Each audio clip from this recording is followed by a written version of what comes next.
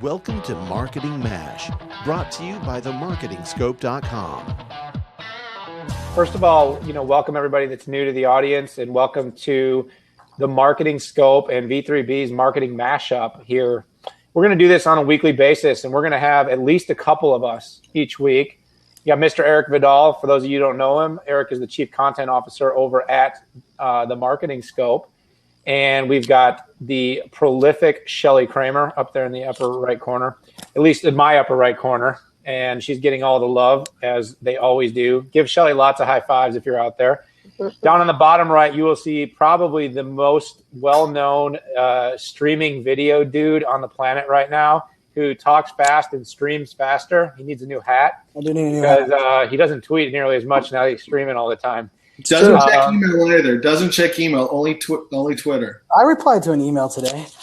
And like one. And then I'm Dan Newman, and I am I guess well known as the moderator guy now, because I think I've lost all keynoting and speaking and thought leadership. I just moderate other smart people. That's kind of becoming my jam. So I'm going to kind of take the lead role here and do that. But want to welcome you all here, because we are going to use this in an omni-channel capacity. We're going to create these, we're going to stream them, we're going to share them, we're going to email them, and we're going to discuss important marketing topics of value. For those of you that didn't hear our last blabs about the Marketing Scope, they are a marketing organization, a lot like some of those that do webinars, digital events, and work really with a lot of tech and B2B companies on helping them with their lead generation and inbound efforts. On the other side, we're the BroadSuite crew and V3 BroadSuite now crew. And we like to do both the media and the marketing side. And our job is to make brands look better than they are. And we do that most days very, very well. So today we want to jump in and talk about a little bit about visual marketing. Shelly was kind of teasing everybody. But for the sake of having a good video recording that we can cut up and put out, I started this whole thing over. So we're going to jump in.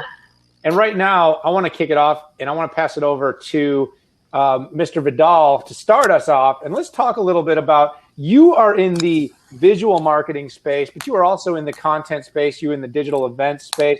You're seeing a transition of webinars going to video. You're seeing video wanting to add slides. You're seeing a lot of things changing. Talk about how visual marketing is starting to impact the business of successful webinars and digital events.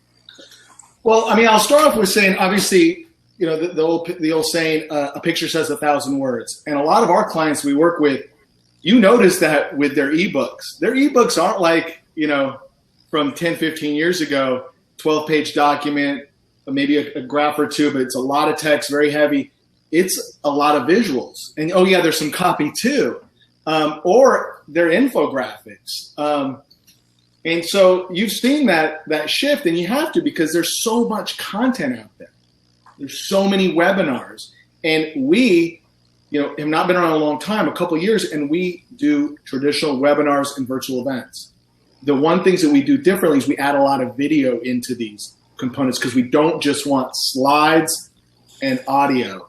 We do a lot of video, sometimes high-end video, even HD, but we have a lot of different polls, surveys, things that make it interactive, make it interesting. And there's that shift that's going on from text to visual. It's been going on for a while, but the other thing from an online event perspective, Dan, like you were asking about, the other thing that we're trying to educate our clients on, especially the B2B ones, is that shift from webinars to leveraging video in them. Don't be afraid of that. You don't have to rely on your slides. But the other one is these smaller digestible videos, 10-minute, 5-minute videos, or something that's more episodic. Or like the guy right here in the corner, something that's more unscripted, natural, and organic, or authentic. I know we've been using that word for about 10 years now, but it's real. It's a good word. But the B2B brands that we talk to, they're not ready yet for the Brian Fanzos yet, but they're taking their gradual steps and they're getting there. And so from a video perspective, that's what we're seeing. So let me throw a statistic out there, Shelly, because I'm going to want you to jump on this. Facebook is something everyone can relate to. For some reason, of all the social networks, I think people relate best to Facebook. In the last year, Facebook video incorporation has gone up 75% by user. So users are posting 75% more video than a year ago. and we're seeing 3.6 times more video in our streams than a year ago. So as our streams are filling up with video, Shelly, is that a byproduct of the growth of visual marketing and it's working, or do you think we're just getting bombarded with more video without really any really good purpose? Is purpose missing from a lot of the video? Well, based on the video that I shared on my Facebook page this morning that featured my children rapping, I'm not sure there's much value there. But, this time last year, everybody on the planet was talking about the Ice Bucket Challenge. And you know what? You know who benefited most from the Ice Bucket Challenge apart from the ALS Association? Facebook. Because what happened with the Ice Bucket Challenge is that ordinary, average, everyday people who would otherwise never think to shoot video and upload native video to Facebook realized, holy moly, I can do this. It's super easy. It's kind of cool. Everybody else is doing it. I should do more of it. And so I think that really is something that you can point to as an overwhelming check mark in Facebook's category in terms of how ordinary people began to understand how easy video is. And I think that, I think there's a lot of useless video out there. Of course, look in your stream any minute of any day. And there's a lot of problems with video in terms of there's content that's stolen from creators and shared without attribution and all that kind of thing. But there's no denying that the amount of video content that's being shared, especially on a platform like Facebook, is huge. Same thing is true happening with Twitter. And then when you add in real-time video, like, real-time streaming like Meerkat and Periscope and Blab, I mean, it's huge. It's huge. Brian, I know you. Yeah, Shelly, I hate to admit this. You shared a video this morning. It was that Quaker Oats father-daughter video, and I shared it, and that actually made my eyes swell up. And being I was a father crying before of I even got halfway through it. But you know what? You didn't even know it had anything to do with Quaker cereal makers, and their whole tagline of do something good or make something good. I can't even remember the tagline, but it's like you watch that video, you have tears rolling down your face, and you're like, oh, Quaker, how awesome. Yeah. I almost cried, and I never cry. But I'm like, that's like my kids are my one area, my daughters, that totally make me turn into a little wuss.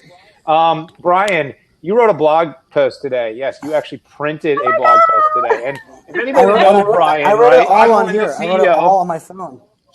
He wrote a blog, and now we're going to have to go and look at the editing, Shelly, because you're going to be scared. He wrote it on his phone. Okay. But he wrote a blog, and he posted it. But Brian, you have, with the launch of Meerkat, really it was Meerkat. You and I were in Barcelona, Spain at Mobile World. Meerkat came out, and your content strategy completely changed overnight. You went from a guy that was really trying to get onto the blogging bandwagon, who is now a guy that has kind of acknowledged the fact that writing blogs isn't really your preferred method of building a social brand or building even your content. And now you are a daily video streamer.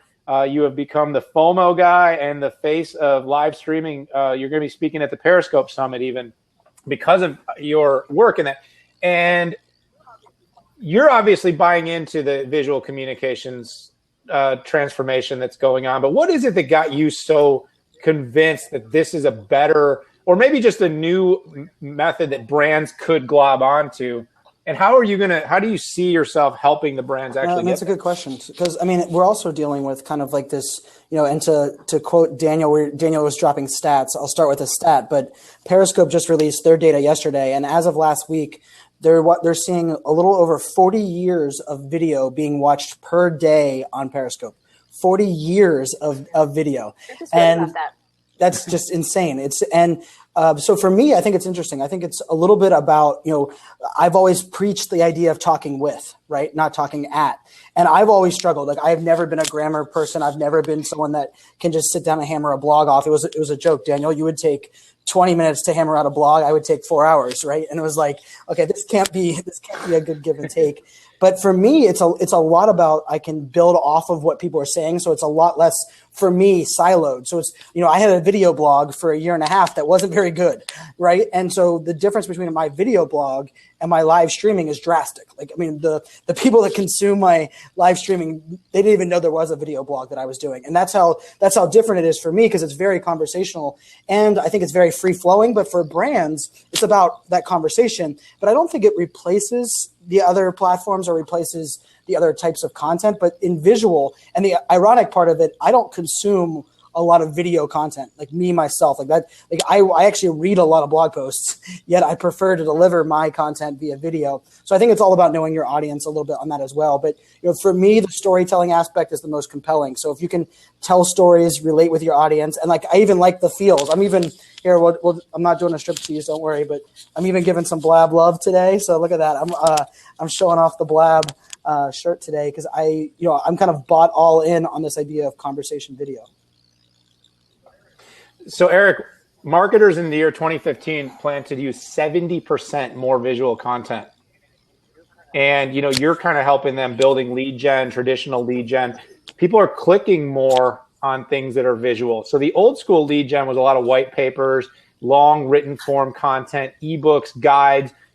Do you see, as someone that creates a lot of these kinds of assets, looking to do more videos, infographics, visual storylining, stuff that creates and gives more visuals to the potential audience rather than just offering the kind of old school traditional white papers, for instance, as a means to generating more lists for brands? Yeah, I mean, the answer is yes. I mean, like I mentioned before, the ebooks that we're creating are a lot different than they were 5-10 years ago, even 2 or 3 years ago. It's very visually based. I mean, there's a couple we're working on right now. Client does not even they want very little content or written words. They just want it to be it's an infographic. But, we have, most of our clients are B2B. You go to B2C, a lot of products are very visual, right? And so, the Instagram, the average photo right now of a product can make $50 a month on average. That's, if you do the analytics in the back, you talk to some of the different experts. And you get a lot of clicks because, especially UGC, user-generated content. A lot of the brands are really cashing in on that. But we work with a lot of B2B, so it's different. So I think it's the short videos, nice short storytelling, kind of like what Ryan was talking about. It's about storytelling. And the days of the 1-hour webinars, I mean, we still have to do them sometimes, but we're really pushing back hard. We're trying to do them in 45, 30 minutes. We're trying to even do them in 20 if possible. It's just, it's a process. Give us 6 to 12 months, we'll get there. But it's because some of the brands, they're slow to adapt when it comes to B2B. They want that 1 hour. They want the 30 slides. They don't want video because someone might say something if it's live. Oh God, corporate comes there. They want to edit it. So for B2B, especially the larger ones, it's just going to take a little bit of time. It's a process. Hey, Brian Yarnish, I'm going to hit your question up here. I'm going to make Shelly answer. Sorry, Shelly, I know you were about to jump in, but these things fly by. So if I don't ask it now, I'm going to miss it. And Brian's a super community guy. He asked us the question of where do we see paid to view content going, which is really interesting. I had the opportunity to work with Ustream very closely for a while. And Brad Hunstable, their CEO, and they were going down that path of paid to view content. Do you think paid to view content is going to take off for brands in a training capacity or in a market? Where do you really see it? Does it fit in at all, or do you want to pass that expertise on to someone else on the panel? Are you asking me? Yeah, I thought I'd give you first stab since it was your turn to be smart. I think it's tricky. I think it's tricky because we as a society are cheap.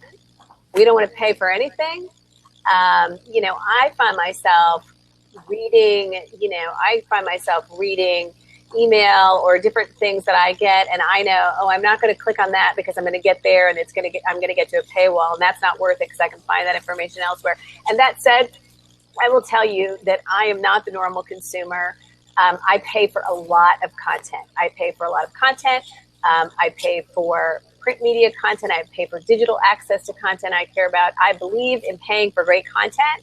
But I am the exception, I think, rather than the rule. And I think that for the most part, we don't want to pay for things. And I think that, I would, raise your hand if you've been, you go to watch some video that you've clicked on, or, or read an article, and, you see that you can skip ad in 3, and you're like clicking as fast as you can so that, because you don't want to, you want the information that you came for. So I think that there is paid content that is wonderful.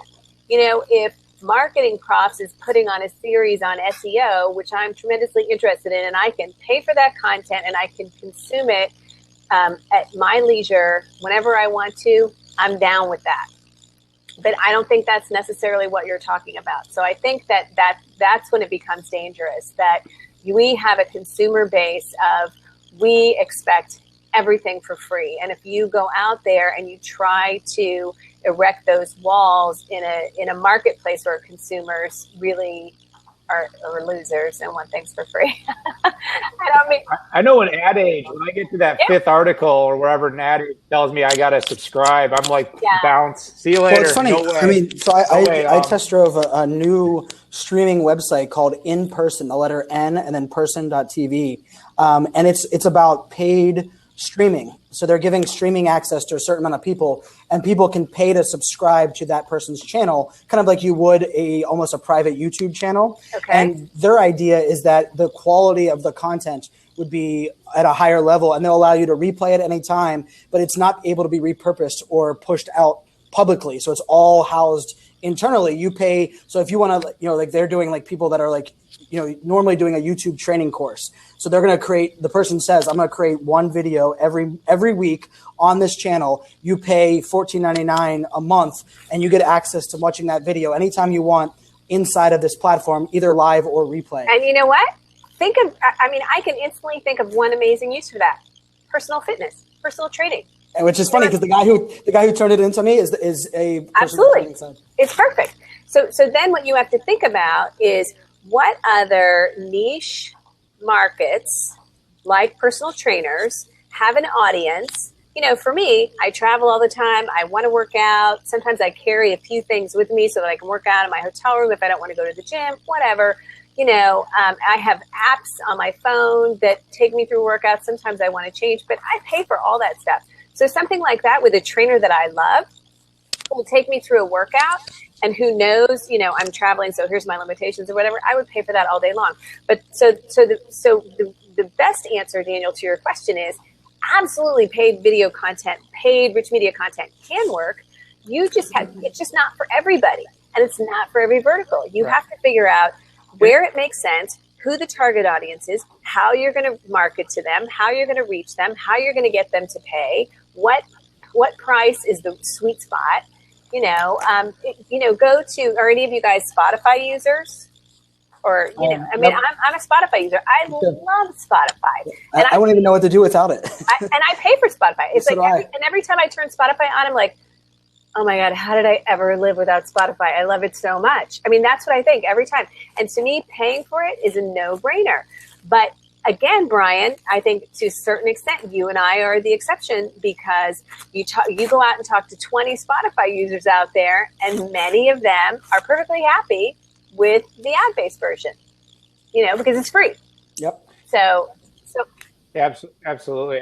I think you make a great point. I think the training and education on demand market will have some opportunity for paid. I think for brands looking to do their online story, I think you need to make it as simple and the barriers as small as possible. Today, the stats from HubSpot that I was looking at said that white papers, webinars, and case studies are still the 3 top formats that B2B buyers use to check out to make a purchase. So video still has not, for instance, come into it as a top 3. But with that in mind, I'd like to ask Eric, and then maybe Brian, you could weigh in on this, is do you see that, Brian says, no, I'm not. Do you see that switch happening? Like, for instance, do you see the webinar without video? What's the shelf life on that, Eric? This goes back kind of what Shelly was talking. It all depends on the topic, the vertical, what have you. For us, what we're seeing and what I've seen in B2B the last 2, 3, 4 years, it's sometimes a year, but really the heavy concentration is about 30 days. And I think a lot of that is because of us marketers, right? Whether if you're in a brand, an agency, or in the media, you only promote it for about 30 days because then you got something else to focus on. Do you know what I mean? But you drive a lot of people register, but they couldn't attend, and you get those people to come in. For example, we had a virtual event yesterday.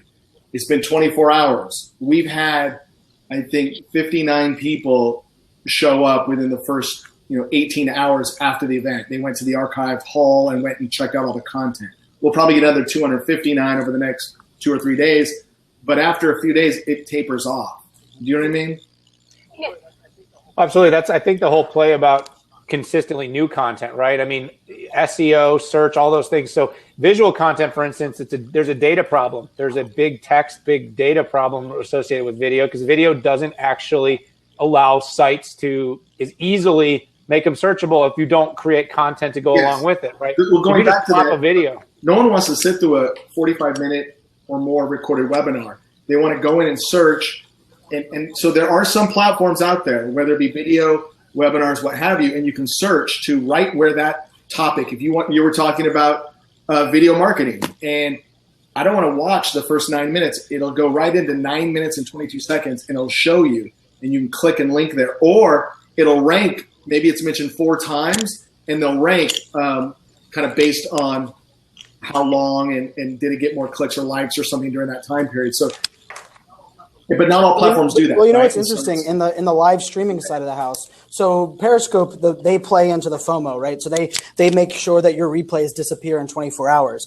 Blab is actually doing the opposite. They're sinking all their money into the replays, and so what they're actually going to be able to do is they're going to be able to auto mark with their technology where the most feels and where things happen as you, the streamer. And so when someone replays it, it'll actually auto put different breaks in there. So you can say like, hey, this is when this person came in as a guest. Like, so if we were swapping seats, it would actually bookmark. So you go look at the replay and say, I don't want to watch this until Daniel comes in there and drop knowledge. I can automatically skip that. And it's going to do that all via replay in Blab. So for me, it's very interesting. Some platforms want to dissolve the replay because they want to play into that. You have to consume it now or you're going to miss it. The other ones say, let's make it perfectly consumable when they want it, where they want it, and exactly what they want. I think it's so arrogant. I think it's so arrogant to have things disappear and all that, because you know what? I don't know about you guys. I know. I mean, all day long, I come across things. I have 3 computers here, and collectively, probably 120 open browser tabs, all of different content that's important that I consume, but I have to take care of our clients. I have to do that. So to me, when I hear that, if Periscope plays on the FOMO thing, I don't give a crap about that. What I want is content when I want, in the iteration that I want to consume it, when I have time to consume it, and I don't care about missing out. And so I think when you build a platform that speaks to that whole FOMO attitude, it's great, but what you attract early adopters and maybe people who just have time to do that kind of thing. Maybe you're not, serving the needs of your clients every day, and that's terrific. And, Brian, I know you're able to spend a lot of time on those platforms because that's your job. That's your area of expertise, which is awesome. But, when you're speaking to, I'm going back to Rachel's question on how does this work for business? How it works for business is thinking about how we can create content that our customer base wants in a way that they can consume it on devices that are convenient to them, on platforms that are interesting to them. I'll give you an example, kind of going back to Rachel's question earlier, was also, how do you make this work for business? And, it's easy to see, I think, fun things that you can do with content in the B2C space. But B2B gets trickier. And I was just on a call this afternoon before this session with one of our clients, enterprise level clients focused in the B2B space. Their target audience is B2B small business customers. And we're talking about content strategy, and we're talking about doing interviews with small business owners, and they want to sell small business owners a certain kind of suite of services. And so we started to dial in a little bit strategically and talking about, who are those key customers? Who are your biggest customers? Automotive repair shops. Okay. Well, you can write all the blog content on the planet, and the guys that are running automotive repair shops are probably not going to see it. Okay? They're probably not hanging out on Twitter. They may be hanging out on Facebook, but who knows? So when you think about what a guy, and I'm not being sexist at all, I think it's probably fair to say that the vast majority of auto mechanic repair shops are owned and operated by men. Okay, so you've got this target audience of guys who want to grow their businesses. Okay, but they also have to work on automobiles all day, right? So how can we teach them about certain products that might be available to help them benefit more from a search engine marketing standpoint, or the importance of search engine optimization, or the importance of a corporate website for their automotive repair business, or the importance of local search? How can we get their attention? You know what? We can create really short, engaging, down-to-earth videos that we can make sure we put in their path. And so I think that when you talk about what's the business application, and by the way, the same audience certainly doesn't care about white papers. They certainly don't care about case studies, I would guess. And, an infographic is an infographic is an infographic. And I know that a lot of people love infographics. I've become such a skeptic about infographics over the past couple of years because I never know what data I can trust. And so many times the data in infographics is so sketch and their sources are so hard to identify. It's like, I'm certainly not going to spout off those data points ever without knowing that the sources are verifiable. So I think that that's where you can get to something like video, how you could use video to really target. And I hope, Rachel, that this example helps a little bit, but how you can take an industry, a vertical that's so specialized, like automobile repair shops, and how you could potentially deliver value to them in a way that will do what you want, which is sell them something, provide some value, of course, sell them something, and help them grow their businesses, because that's what they're looking to do in the quickest, easiest way possible. So counterpoint, Shelly, 39% of B2B buyers said they regularly consume and share infographics, and that they actually really like them. But I think your point, right, and I think what you really were hammering home and the crowd loves, the comments love, is tying back your visual marketing, or any marketing you do for that matter, back to achieving a business goal. And I think that's the biggest thing we miss a lot of times, is that we're constantly just doing marketing for the sake of marketing. And you don't do marketing for marketing's sakes. You do it with a business purpose in mind. And we talked a lot about that earlier. Eric, I can see you're dying to get something out. Yeah. Two things. One is going back to the business side. And this is less maybe about visual marketing in the sense of pictures and Instagram and infographics, but more so on webinars, virtual events, videos, and different video chats like podcasts. The leads that move down the funnel from the marketing funnel, right? The marketing funnel, the leads that come in and move quicker into the opportunity stage or the next level usually come from a program like the ones I just mentioned. They move a lot quicker than, say, a traditional ebook. Ebook is more for the educational part of the journey. I'm just trying to figure out this space. I'm just trying to figure this out. I'm not ready yet. But when you get someone engaged in a webinar for 30 minutes or some kind of video for 20 minutes or what have you, or even if it's a quick 10-minute tutorial on how to do something via video and you want to learn more, those people, it's a longer story, right? It's a more engaged story. And there's probably a lot of Q&A back and forth, like the comment section we see right now. So those tend to be more valuable leads inside a B2B enterprise. So as we wind down here, because we're in the last home stretch, we're going to try to keep these to about 30 minutes. I want to throw one last data point out there, and I want to talk a little bit about social engagement. So Eric, you and I had a long conversation about, social not always driving a lot of clicks, but not always driving a lot of conversions, right? It's a lot about community building, relationships, but it's not always the best vehicle for lead gen.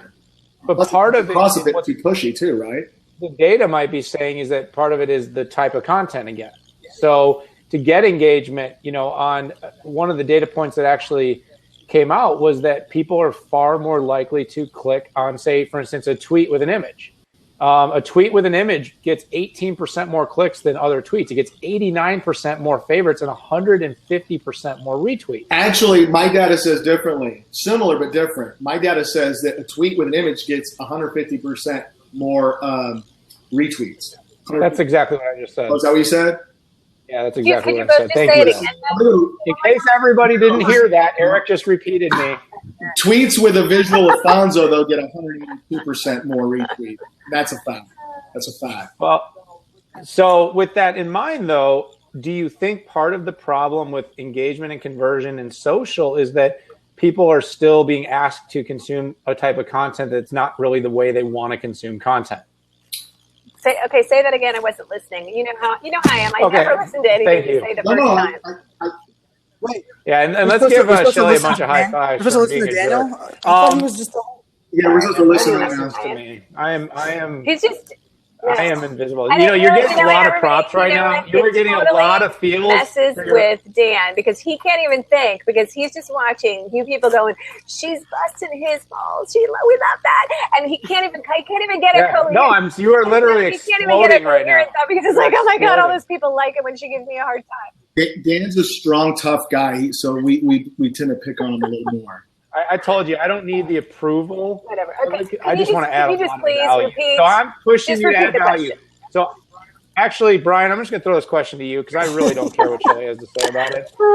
So tweets without visuals get a lot less engagement than tweets with visuals. You started a long time ago with Buffer using almost visuals in everything you tweet.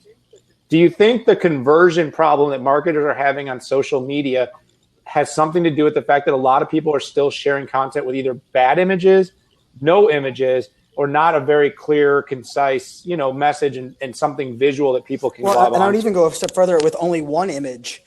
Because right now, the ability to share the same post with a different image, 4 times over the day is a very powerful piece.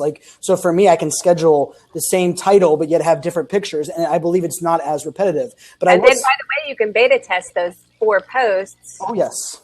And different titles and different. Know what content resonates with your audience, which is really important. And brands are not doing that.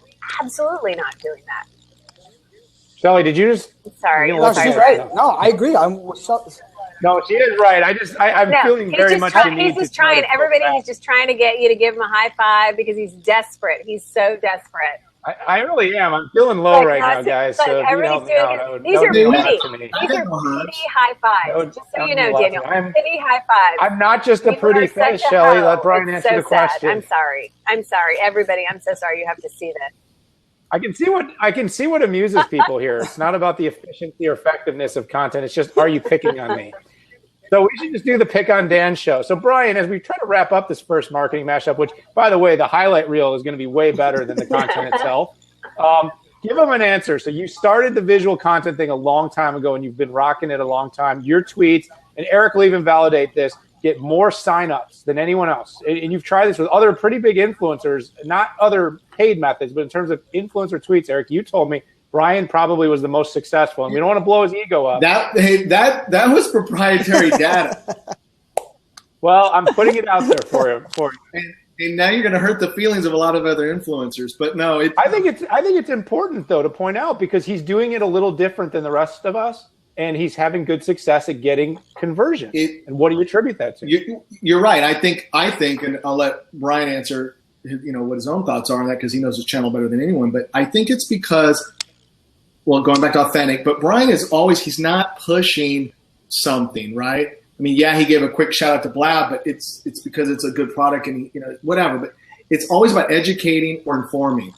And he's constantly doing it, and then he's coming from different angles. So he's constantly doing it, and it's not just once in a while. Like with my stuff, it's once in a while. He's doing it once every 12 seconds.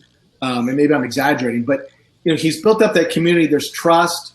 And so what we notice when Brian tweets out 3 or 4 things on a webinar, we get a lot of people that not just come to the Reg page, but they commit. That's a big commitment. That's hard to do. It is, hard. Absolutely. Very hard. It's very hard to Brian. do. Well done.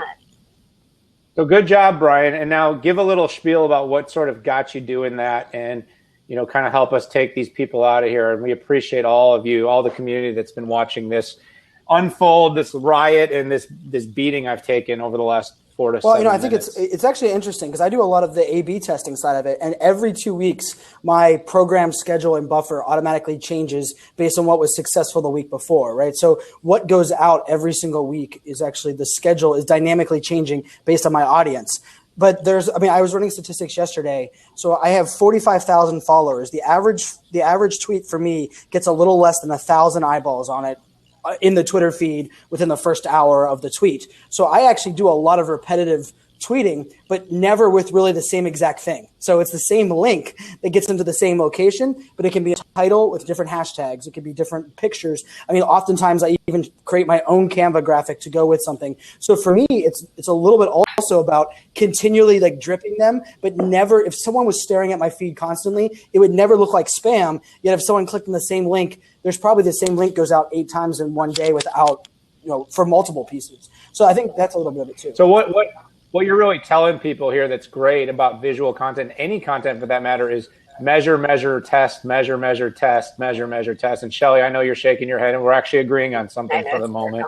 That's why we're such good business partners. I have it up right now. Like of the last 11 tweets that I've sent out just today, one of them has 1,500 1,500 impressions on someone in the news feed. The average, I would say, is about 800 impressions, and I have 45,000 followers. So we have to put that in perspective of what you're sharing, and knowing that even though it feels like you're sharing it a lot, especially on Twitter, only 1,000 of my 45,000 saw it. And if I posted the same thing, of that 1,000 that saw the last post, I bet you the percentage that saw the same thing are like 3%, and they know me well enough to know that that's just the way it works, right? Like I think that's definitely something to take. But I will tell you, the new form, the quote retweet, and the idea that Twitter is now blowing up the link a little bit more, where you get a little bit more of the information. Oftentimes now, the featured image in your post is more critical now than I think before, because that's the one that they're auto seeding in on Twitter, the native Twitter UI. If you're using Hootsuite and TweetDeck, you're not seeing that native one. But if you go look at your news feed, I'm often amazed whenever I take an article from Forbes, the picture that's the featured one is usually a pretty crappy one. Terrible. Which is pathetic, because that's the one that's sitting next to that title that even gets a little bit more room now in that embedded tweet. So for me, that's why the featured graphics on like a millennial CEO, every single one of them is made with a purpose. Like mine today was a quote that had nothing to do with the title, but because I knew that quote with the title would be like, wait, why is he talking about Blab and goodbye to Google Hangouts? And he says community is the future of business. That's someone's clicking on that because either the link is good, the title is good, or the graphics good, or the graphic is getting them to think about how are those two linked between. And that's my thought process on what picture I'm sharing with what title. And I think that's kind of the thing. That's very interesting. So graphics for shareability rather than graphics for necessarily relatability to the content. Yeah, and I think that the one thing, I think a lot of you that are here probably are pretty savvy social media users. I know many of you, and so I think the thing to take away from this is I don't think Brian's necessarily maybe telling many of you something you don't already know, and Brian probably spends more time on Twitter than many of you do. That's his job, okay, and it's a big part of his job. And I spend a lot of time on Twitter, but I don't spend, as much time on Twitter as I did back in the early days. I'm spending time, serving clients and managing their social or whatever. And so I think the key takeaway for those of you that are trying to say, how can I take this and this conversation and take away and apply it to my business if you're not quite doing this at this level yet, or how can I apply it to my clients' businesses, is that you have to, when you're talking with a client about social, and I've had clients tell me this before when we've talked about social, we've got that covered. We've got social covered. Well, what does that mean? And we schedule, 4 posts a day on Twitter, and we do that. We don't want to inundate everybody, and then I blow it up and tell them they don't have it covered at all. So I think the key takeaway is that, there's no such thing as sharing too much content, but you have to be creative in how you write your content, how you tag your content, the times you share your content, and it's a circle, it's a cycle that's never ending. And really the key is to measure, test, and the most important part that you left out, Daniel, was tweak. So you have to test and measure and tweak, and then test and measure and tweak some more. And that process goes on, whether it's your content, whether it's your social content, with any kind of visual content that you create. And so I think that's the key thing. And so, it would be for anybody that can spend a maximum of time on any social media channel and constantly be dialing in and testing it and tweaking that's great. But I think the key takeaway is just to know that you have to take your content in multiple iterations. You have to write it different ways. You have to spend as much time writing those headlines and testing them, and then going back and looking at your results and then applying that data to your strategy on a move forward basis. And whether you do that a little bit or whether you do it to the extent that Brian's able to do it, I would venture a guess that it would be any little bit is going to be a huge improvement over what you might be seeing now. What a tremendous batch of knowledge there, you three. And by the way, Shelly, you crushed everybody today. I took one for the team. I played a little moderator today, and that's okay. I can handle that. And yeah, I'm brown nosing a little bit. I'm hoping the boss here will let me have a little time off to maybe go have dinner with the wife and kids later, or cry over the video. I like this. I like this position in the squares because I look up at Shelly because I'm looking up to her wisdom, so I get to. Yes, we all do. I'm doing the same. I'm going to throw out. What was that? Don't worry. I actually grabbed the screenshot when Shelly got to 666 fields, and I plan to post that later because it was up there. It was actually up there for quite a long time. So, on behalf of the Marketing Scope and V3B, I want to say this was a great first marketing mashup.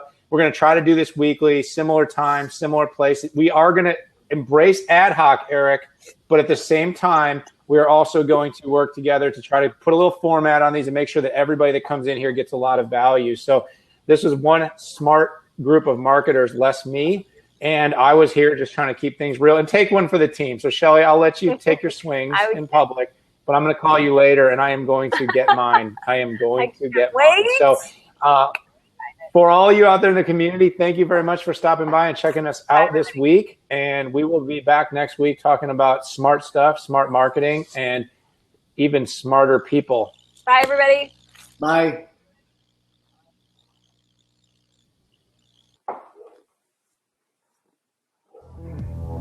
That's it for this episode of Marketing MASH.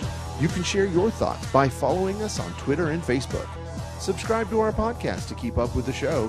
And of course, you can always find us by visiting themarketingscope.com.